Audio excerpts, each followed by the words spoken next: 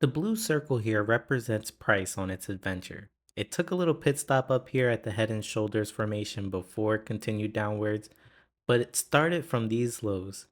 I'm going to mark out the support zone.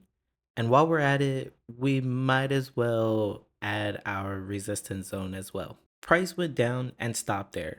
So for our support zone, we're just going to have to make a little adjustment. Price then went all the way to the resistance, came down but not all the way, nor did it go all the way back up to the ceiling. Afterwards, it reached the support zone. That was a good adjustment. Price rose from the support all the way to the resistance and then consistently kept consolidating up, down. But when it's going back up to the resistance, it didn't make it all the way back up. Now we get to use our Fibonacci retracement tool because price didn't go all the way up to the resistance. It retraced or corrected about halfway. Now we can actually measure this. This is what we call, and this is what we'll use, is the Fibonacci retracement tool.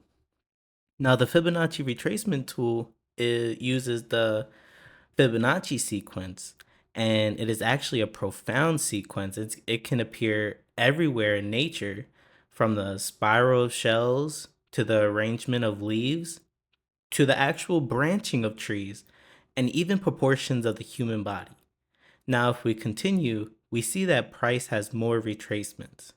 And you can see that key levels, which are our support and resistances, are like the major key, the core components in finding these retracements. Now, a Fibonacci retracement tool is used to measure price movements. Think of it as calculating momentum. If there's a deep retracement, it could be an indicator that a reversal is coming soon. So if there was a lot of selling pressure and there was a large sell and the bullish momentum came back and corrected, we could measure how far it corrected. Now, usually the market likes to correct to the 50% and the 618. These are the most popular ones. And the other Fibonacci levels, they may be used to find key levels in price, other levels that price may reverse or consolidate at. So if we take our Fibonacci from the high to the low and we zoom in, we can see that it retraced up to at least 50%. 50% from the high to the low, that's about halfway up. So it went from high to the low, corrected about halfway before dropping down. So if it was a 50% retracement from the high to the low, and there are so many, here is a previous one that we marked from the low to the high. Here is the level that it retraced to, which was the 0.618 retracement. The numbers can be found on the side of the tool. Mine are found on the right side of my Fibonacci. I went into the settings and I changed it. So here's a high, here's a low, and fib from high to low. And what did it retrace up to? And if we zoom in, we can see that it went as high as the 0.618 retracement before turning back around to the opposite direction.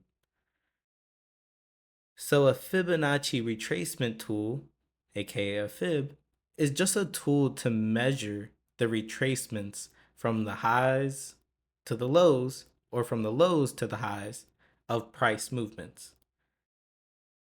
In this example, we go from the high to the low, and we can see that this is a 0.382 retracement. But if we extend it super far, you can see that it was used in multiple places, multiple times. So this is a key price level. It was used as support, it was used as resistance, used as support before the newest bullish run, and then we take the 50%, extend it out, and you can see that it was used in the future the 618. We can bring them all the way out. You can see that these levels still proven true to be used in the future.